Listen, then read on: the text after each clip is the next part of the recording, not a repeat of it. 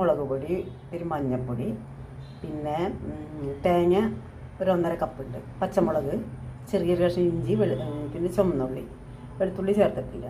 ഇത്രയാണ്. ഇനി ഇപ്പം ഇത് വറുക്കാൻ വേണ്ടിയിട്ടാണ് കേട്ടോ. ഉള്ളിയും ഉപ്പും ഇട്ടിട്ടുണ്ട്. ഇനി മുളക് പൊടിയും മഞ്ഞൾപ്പൊടിയും ചേർക്കണം. ഇതിൽ ഞാൻ മുളക് പൊടി ഇട്ടു, മഞ്ഞൾപ്പൊടി ഇട്ടു, ചെറിയ ഉള്ളിയുണ്ട്, ഉപ്പുണ്ട്. ഇതിൽ ഞാൻ വെളുത്തുള്ളി ചേർക്കില്ല കേട്ടോ, എനിക്ക് ഇഷ്ടമല്ല, അതുകൊണ്ടാവും.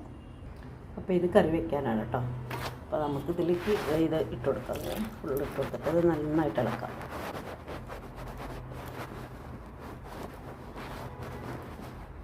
ഇത് നന്നായിട്ട് നമുക്ക് ഇളക്കിയെടുക്കാം കേട്ടോ.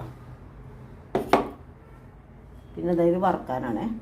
അപ്പോൾ വറുക്കാൻ ഞാനിത് മുളകും ചെറിയ ഉള്ളി ഉപ്പും ചേർത്ത് നന്നായിട്ട് വെച്ചിട്ടുണ്ട്.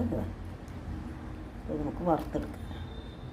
ഇത് നമുക്ക് തിളപ്പിച്ചാറിയ വെള്ളമാണ് കേട്ടോ ഉപയോഗിക്കുന്നത്.